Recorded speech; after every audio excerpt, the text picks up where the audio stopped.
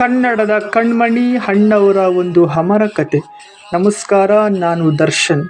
ಕನ್ನಡದ ವರನಟ, ದಿಗ್ಗಜ ಕಲಾವಿದ ಡಾಕ್ಟರ್ ರಾಜ್ಕುಮಾರ್ ಅವರ ಜನ್ಮದಿನ ಇಂದು. ಕನ್ನಡ ನಾಡು ಹೆಮ್ಮೆ ಪಡುವ ಈ ಮಹಾನ್ ವ್ಯಕ್ತಿಯನ್ನು ನೆನಪಿಸಿಕೊಳ್ಳುವ ದಿನ ಇದು. 1929 ಏಪ್ರಿಲ್ 24ರಂದು ಚಾಮರಾಜನಗರ ಜಿಲ್ಲೆಯ ಗಾಜನೂರಿನಲ್ಲಿ ಜನಿಸಿದ ರಾಜ್ಕುಮಾರ್ ಬಾಲ್ಯದಲ್ಲೇ ನಾಟಕ ರಂಗದ ಮೂಲಕ ಕಲಾಲೋಕಕ್ಕೆ ಕಾಲಿಟ್ಟರು. ಅಧಿಕ ವಿದ್ಯಾಭ್ಯಾಸ ಇರದಿದ್ದರೂ ತಮ್ಮ ಪರಿಶ್ರಮ ಮತ್ತು ನಿಷ್ಠೆಯಿಂದ ಕನ್ನಡ ಚಿತ್ರರಂಗದಲ್ಲಿ ಅಮರ ಸ್ಥಾನ ಪಡೆದರು.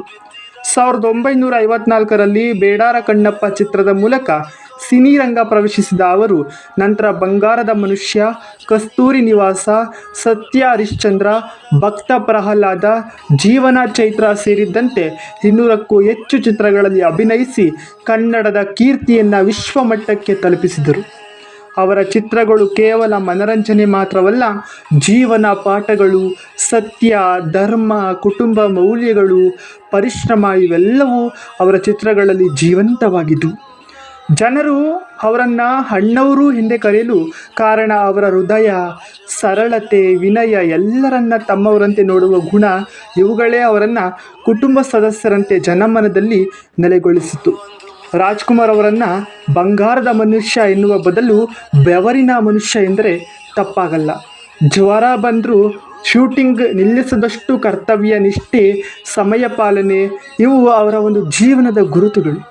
ಅವರು ಕೇವಲ ನಟರಲ್ಲ, ನಾಯಕತ್ವದ ಪ್ರತಿರೂಪ. ಅಹಂಕಾರವಿಲ್ಲದ ನಡೆ, ಶಾಂತಿ, ಸಮನ್ವಯ ಇವುಗಳ ಮೂಲಕ ಅವರು ಸಮಾಜಕ್ಕೆ ಮಾದರಿಯಾದರು. ಕನ್ನಡ ಭಾಷೆ, ಸಂಸ್ಕೃತಿ ಮತ್ತು ಮೌಲ್ಯಗಳನ್ನು ಉಳಿಸುವಲ್ಲಿ ಅವರ ಕೊಡುಗೆ ಅಪಾರ. ಅವರ ಹಾಡುಗಳು, ಅವರ ಪಾತ್ರಗಳು ಇಂದಿಗೂ ಜನರಲ್ಲಿ ಜಾಗೃತಿ ಮೂಡಿಸ್ತಿವೆ. ಹಿಂದಿನ ಯುವ ಪೀಳಿಗೆಗೆ ರಾಜ್ಕುಮಾರ್ ಜೀವನವೇ ಪಾಠ. ಕಡಿಮೆ ವಿದ್ಯಾಭ್ಯಾಸ ಇದ್ದರೂ ಪರಿಶ್ರಮದಿಂದ ಎತ್ತರಕ್ಕೆ ತಲುಪಬಹುದು ಎಂಬುದನ್ನು ಅವರು ತೋರಿಸ್ಕೊಟ್ರು. ಈ ಡಾಕ್ಟರ್ ರಾಜ್ಕುಮಾರ್ ಅವರನ್ನು ಕೇವಲ ನೆನಪಿಸಿಕೊಳ್ಳುವುದಲ್ಲ, ಅವರ ಒಂದು ಆದರ್ಶಗಳನ್ನು ಅನುಕರಿಸುವುದೇ ನಿಜವಾದ ಗೌರವ. ಕನ್ನಡ ನಾಡಿನ ಹೆಮ್ಮೆಯ ಪುತ್ರ, ಪೀಳಿಗೆಗಳಿಗೆ ದಾರಿದೀಪ, ಅಣ್ಣವರು ಸದಾ ಅಮರ. Thank you for watching.